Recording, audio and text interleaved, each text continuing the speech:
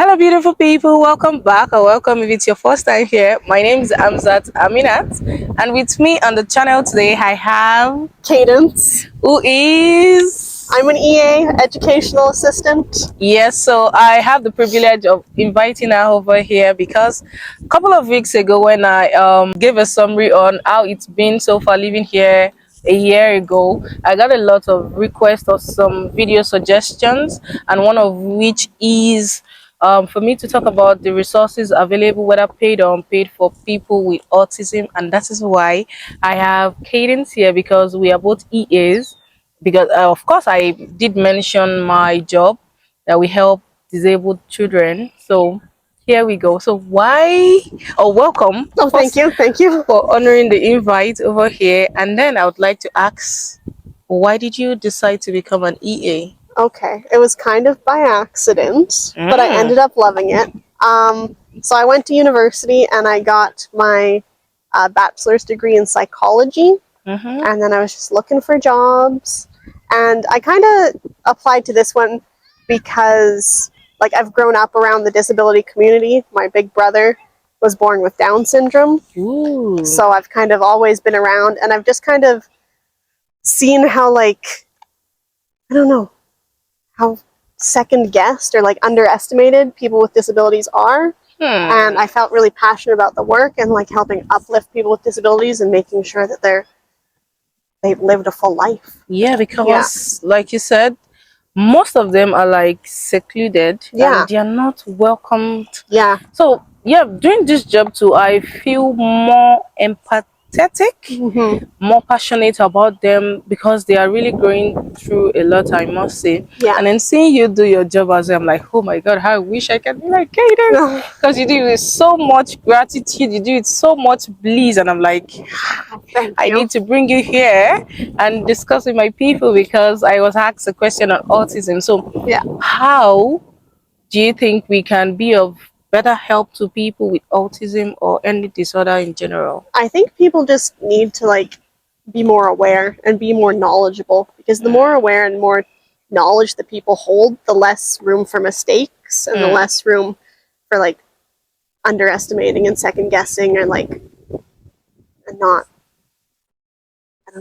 understanding. Less room for misunderstandings, I think. Yeah, because they do go through a lot, and the least we can do is just be nice and more empathetic towards them. Yeah, so that's it. So here we are going to talk about the resources available, but then we are making more reference to Alberta, because that's where we are, right? We are, yeah. So you have the floor. Oh my goodness. I don't know. There's lots of supports available for people who are diagnosed with autism. And like there's lots of supports available. There's like occupational therapy, speech therapy, behavioral therapy, medications, and then individuals with autism in schools also have like individual educational plans, or IEPs. Yeah, that's what we call it, right? Yeah. Yeah. Yeah, they're called ISPs in the States, but here in Alberta they're called IEPs. Okay.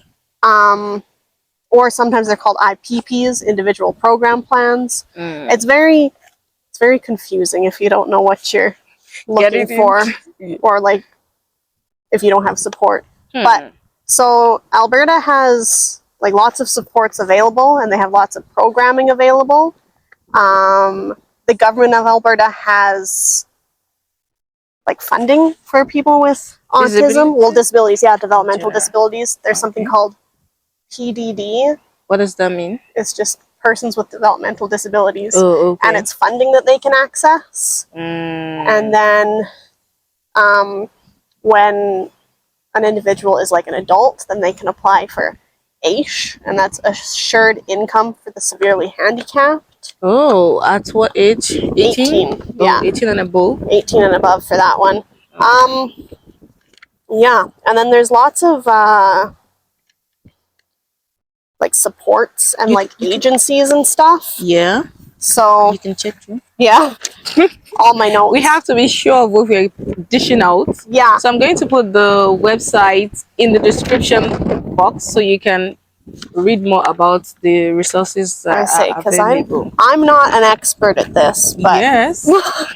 So then there's family support for children with disabilities. Yeah. And it works with families to provide support and services based on the family and the children's needs. And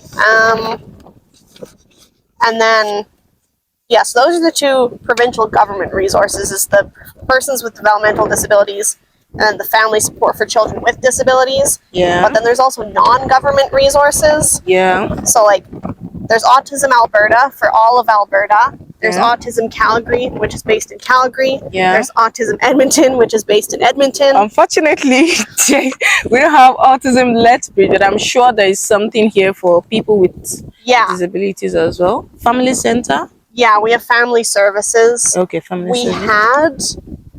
We had an Autism Society of Lethbridge, but they lost funding. Ooh. Yeah.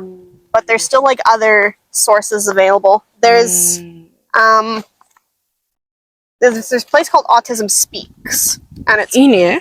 It's like Canada wide. But it helps you connect with services in your area. Interesting. Interesting.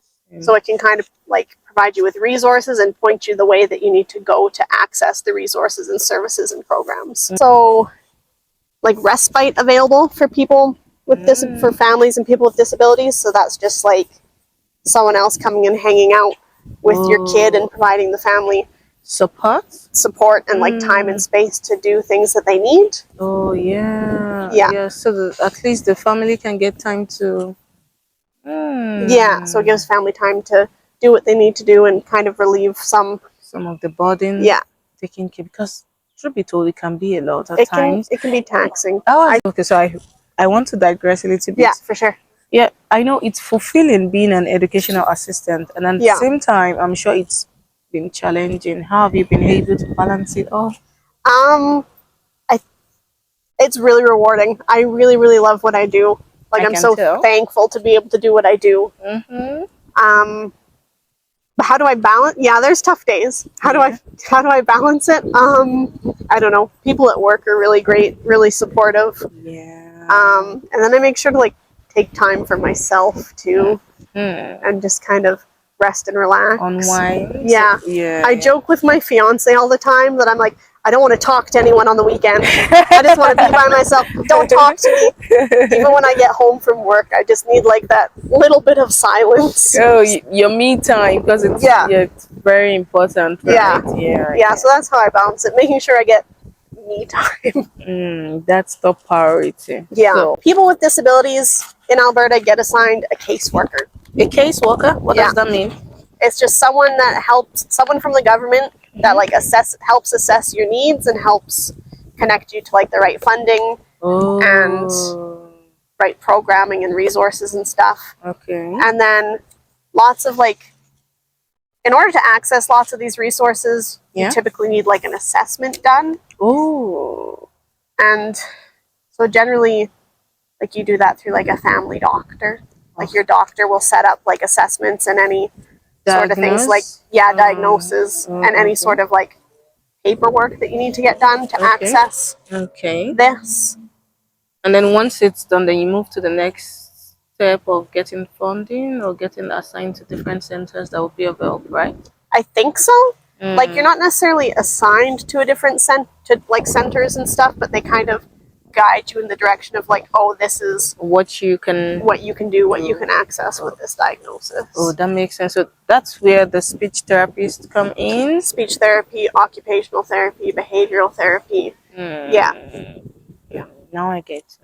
Yeah, it can be very confusing if you don't know what you're doing, and that's what centers like Autism Speaks or Autism Alberta are for. Is they kind of help guide you through it and point you in the right way. Okay.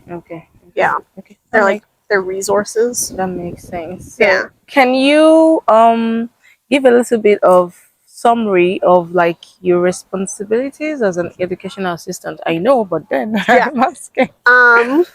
So it just depends on the student and their needs. Okay. I am there to help support their learning, to help facilitate their learning, to help support and facilitate just a typical high school experience, like social connections, peer connections, and just helping them succeed and feel comfortable. And being independent, Yeah, right? yeah, Yes, fostering their independence as much as possible. Yeah. Because that's something very, very important. On because, how to do things themselves. I always joke around. I'm like, what teenager wants an adult following them around all day? It's true. Honestly. It's true. Yeah, you have a point there. So the point is for them to just be independent and get things done on themselves, and with or with little supervision. And to be included, right? Like that's the inclusion is very important. I think we talked about it. We did. Yes. So what is your take on inclusion? My take on inclusion is it's so complicated and everyone does it differently, and it can be so frustrating when it's not done how you want to see it done. The right way, teachers not including EHs, mainstream students including the ones with disability. Yeah, so it's my take on it is that it shouldn't be so hard. It should just be a student is included whether they have a disability or not. Yeah, because sometimes those children even want to just say hi, hello, and then they're snubbed. Yeah, and I think there needs to be like an understanding as to like what the students' goals are. Are they academic goals or are they more social goals too, right? But that's it, because for most of those children with disabilities, I believe it shouldn't just be one or the other. Yeah. It shouldn't just be one or the other. I guess with that, we have had a nice time, and I want to thank Cadence for honoring my invite. So I have something for you. What? And it's in your favorite color. Just a small token, and I know I'm coming because I have to use it to just. You didn't have to get me. You're here. You should have been resting by now, like your me time. And then you decided to honor my invite. So I got it in your favorite color. Oh my goodness. I love it. And then it's gluten-free. Something there is gluten-free. Yes. You're the best. So thank you so much for honoring my invite, for coming on our channel. And I hope you've gained one or two from this. And I hope to see you guys some other time. So say bye to them. Bye. Okay. Go on. No, they're playing disc golf behind us. That's what's happening. That's what we keep hearing. Okay. That's funny. So